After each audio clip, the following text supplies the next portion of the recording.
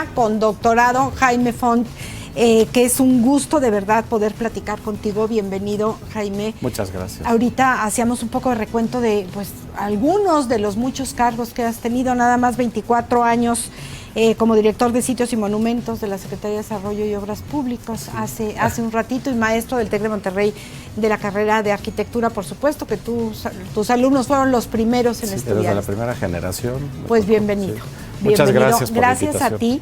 Y bueno, vamos a hablar el día de hoy de la arquitectura franciscana, haciendo pues un poco de honor y reconocimiento a este libro que se editó ¿en qué año? 90 Bueno, el libro en su primera edición se editó por primera vez en 1999 y fue resultado de mi tesis doctoral en la UNAM. Y pues es un libro que se agotó en un año, y ahora, gracias a la Diócesis de Querétaro y al Museo de Arte Sacro, se vuelve a reeditar. Y lo presentamos hace 2 semanas en el Museo de Arte Sacro, y bueno, pues tuvimos muy buen lleno, unos presentadores de lujo que tuvimos. Y bueno, pues este libro no es más que una pequeña retribución de lo mucho que me ha dado a mí Querétaro, ¿no? Es lo que he podido aportar en Una de muchos las principales construcciones que tenemos y que admira a todo el mundo cuando llega a Querétaro son precisamente la arquitectura franciscana. ¿Qué características tiene? ¿Cómo podemos decir, esto es franciscano? Bueno, los franciscanos son los primeros que llegan a América. Ajá. Son los primeros que llegan a América, son los primeros que llegan a la Nueva España y son los primeros que llegan a Querétaro.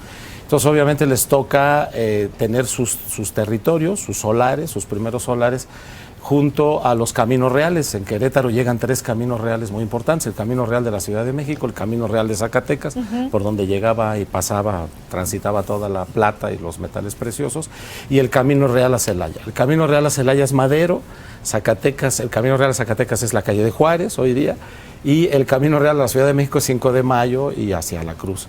Entonces, en estos caminos reales se conforman 4 grandes conjuntos conventuales en el siglo XVII. Empiezan desde el siglo XVI, pero tienen su mayor crecimiento y producción en el siglo XVII. Y son 4, que son los 4 que analiza el libro, ¿no? Y los 4 están en estos caminos reales.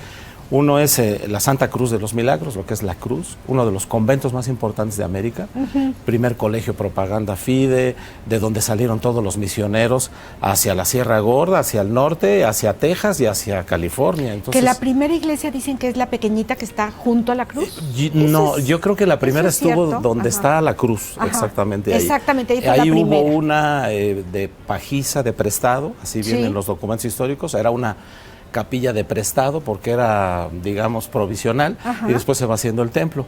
El Calvarito que está enfrente, ese es del siglo XVIII, se hace después, casi un siglo aunque después. ahí debió de haber habido un Calvarito, como era la idea de tener la capilla y el Calvarito enfrente, ¿no? Pero entonces podemos decir que la cruz es la primera. Es la primera. Y llegaban ahí, obviamente, llegaban de la Ciudad de México, y ahí pues había una misa, porque pues eran varias jornadas de viaje, y por eso era tan importante la entrada principal a la ciudad, que era por ahí, justo por donde está la entrada, donde está el Panteón de los Queretanos Ilustres, donde está el acueducto, por ahí se entraba, por enfrente de la hacienda de Carretas, porque el acueducto era la parte posterior de la hacienda, la entrada principal está del otro lado.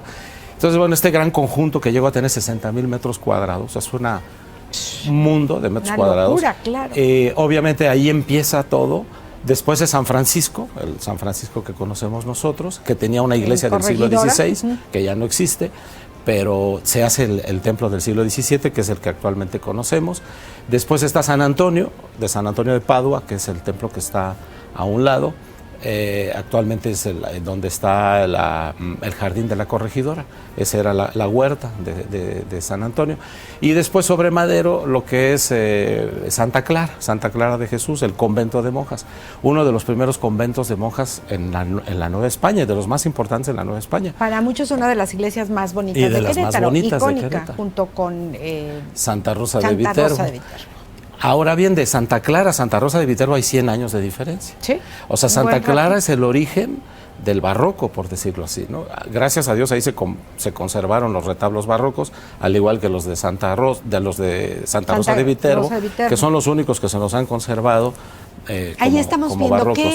Que este es el retablo ¿Es el de Santa de Clara? la Virgen de Guadalupe, de Nuestra Señora de Guadalupe en Santa Clara, un retablo precioso. De los precioso. más fotografiados, y es un ejemplo del barroco, porque recordemos que el barroco es una mutación de identidades, ¿no? O sea, en Europa pasa el Renacimiento, y cuando viene todo el problema de la guerra de las religiones con Lutero y la Iglesia protestante, se sacan las imágenes de los templos. Entonces el barroco busca recuperar eso, y vamos a tener muchísimas obras de arte relacionadas con la Virgen María en sus distintas formas de verla, ¿no?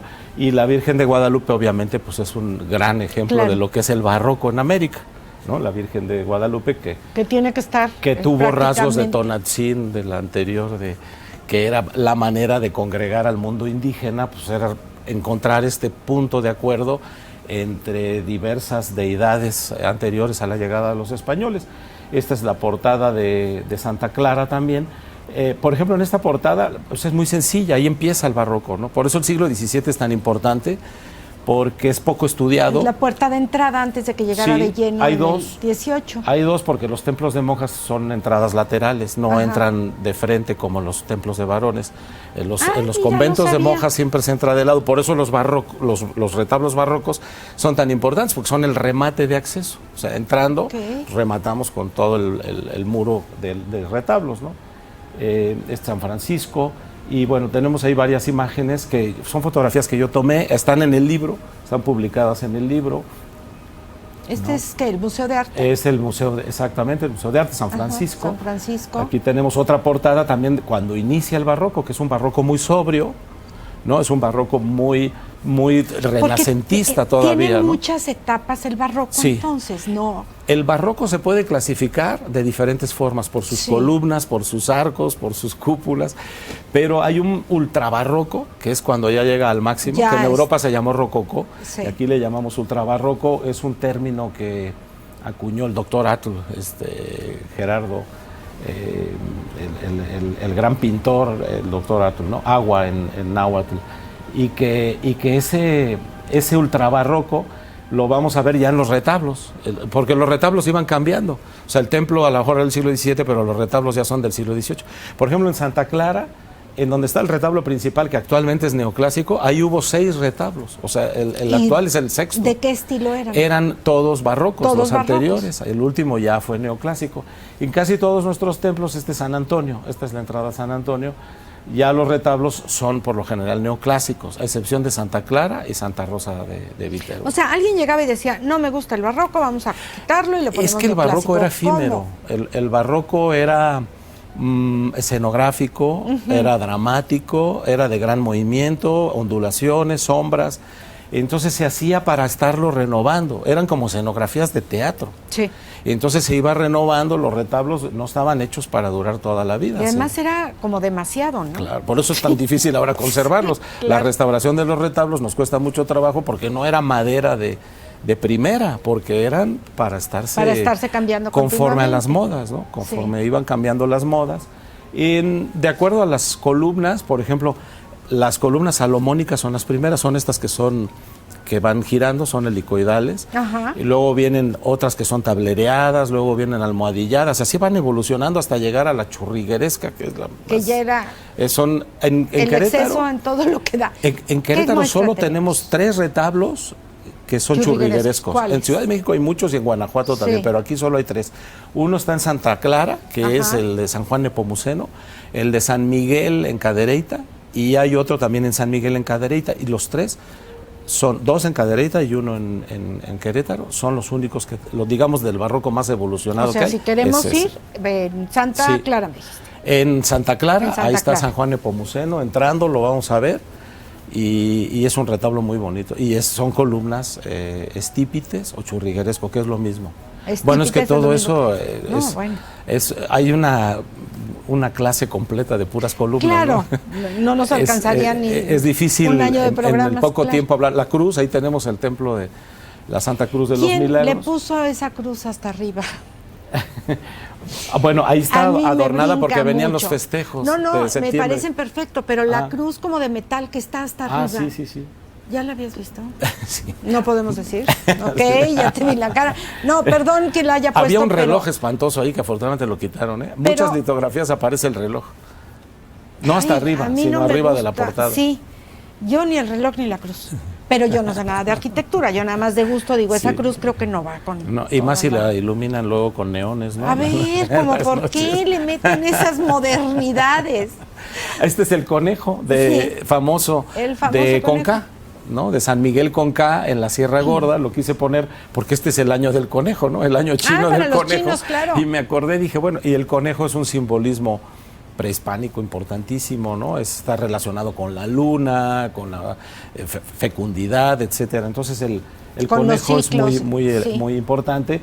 Y el barroco que tenemos nosotros en Querétaro, pues es un barroco mestizo, porque fusiona el mundo europeo y el mundo americano. Entonces, en estas fachadas de las misiones, prácticamente en todas, pues vamos a ver que hay maíz, pero también hay vides, ¿no? O sea, lo que es la uva. Y empezamos a ver el águila bicéfala, ¿no? Que es el águila de dos cabezas, con la corona, que es símbolo de la corona española, pero que trae la serpiente entre los picos, ¿no? Entonces, esta fusión de simbolismos... Es que era como darle gusto también a los que estábamos aquí. Y es que aquí en Querétaro se les da la libertad. Por ejemplo, en la Sierra Gorda, Fray Junípero Serra lo que hace es darle libertad a los indígenas. Y de que expresen lo que plasmen exactamente sus tradiciones, y a lo que ideas. Están acostumbrados. Si es el maíz, es el maíz. Tampoco podías ponerle cosas que aquí no hubieran, ¿no? Así es. Y eso fue lo bonito del barroco en América. Y yo creo que por eso fue aceptado de alguna manera fácilmente. No tan complicada la aceptación. Sí, no, es que originalmente el mundo europeo pensó que en América iba a encontrar la utopía que se había perdido en Europa por las guerras de religión, etcétera. Entonces dijeron, bueno, pues aquí con los indígenas vamos a crear una utopía. Pero su sueño renacentista se convirtió en una pesadilla. Claro, aquí hacemos de las nuestras y nada. Claro, aquí dijeron, sí, lo vamos a tomar todo, bienvenido, pero le vamos a poner lo nuestro. Claro. Y entonces va a fusionar. Y entonces aparece en Bolivia José Condori, que era un indígena, un inca, ¿no? Indígena, que se vuelve un gran experto y llega a hacer unas esculturas maravillosas. Y en Brasil está otro que se llama Alejandinho, que también hace unas esculturas que las han comparado con los grandes escultores del Renacimiento italiano. Y él era un hijo de arquitecto portugués y una esclava negra. Y él tenía lepra y trabajaba en las noches para que nadie lo viera. Hizo unas esculturas que las han comparado con las de Borromini en Italia y es una maravilla en Brasil. Entonces, en toda América va a surgir el mundo de, digamos, de los esclavos negros, que se revela y se manifiesta a través del barroco. El mundo inca, que se manifiesta a través del barroco, y el mundo mexica o azteca en la Nueva España, que se va a revelar también y va a retomar el barroco. Entonces, lo que sucede es que ya para mediados del siglo XVIII, ya en América hay un barroco totalmente americano, ¿no? Nada que ver con el europeo. Nada que ver ya con el europeo, y entonces pues aquí... Es que sí pensaban que iban a venir a hacer de las suyas, y aquí dijeron, un momento, también tenemos nuestro carácter y no nos dejamos. Y les aportamos muchísimo, además, porque se llevaron muchísimo de aprendizaje. Sí, además del oro, además de todo. Sí, pero bueno, tenemos espejitos, todavía tenemos muchas cosas, y bueno, pues esa mezcla nos hace muy ricos.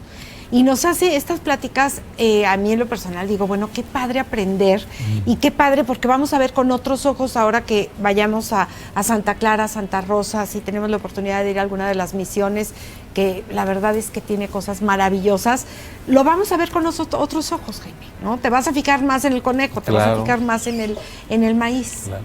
Y el libro, pues es una buena guía, porque el libro... viene la descripción de toda la producción del siglo XVII, un siglo muy poco estudiado, porque se estudió mucho el XVI, porque es la fundación. Se estudia mucho el XVIII, porque ya todo está hecho. Ya está el barroco hecho. La construcción, pero ¿cómo se hizo? ¿No? ¿Cómo se hizo? ¿Qué tratados de arquitectura se utilizaron? ¿Qué proporciones? ¿Qué orientaciones? Pero además, para los recursos de ese tiempo... debe de ser fascinante cómo lo hicieron y complicado también. No, y la verdad, el mérito de la orden franciscana, una orden del clero regular que tuvo esa misión empresarial, además de evangélica, pues eran grandes empresarios. Cuando era necesario traer arquitectos, los traían. Los arquitectos más importantes del siglo XVII van a ser José de Vallas Delgado, y que era un arquitecto que venía de Puebla, de la Puebla de Los Ángeles, y fue el primero en hacer cúpulas y en hacer bóvedas. Lo contratan los franciscanos. Bueno, y Puebla, si nos vamos a ver la arquitectura ahí está de la las iglesias cúpula. de Puebla, Sí. bueno. Ahí está la primera cúpula de América. 300 y pico de iglesias en... Sí. ¿Cómo se llama la ciudad que está? Cholula. Cholula.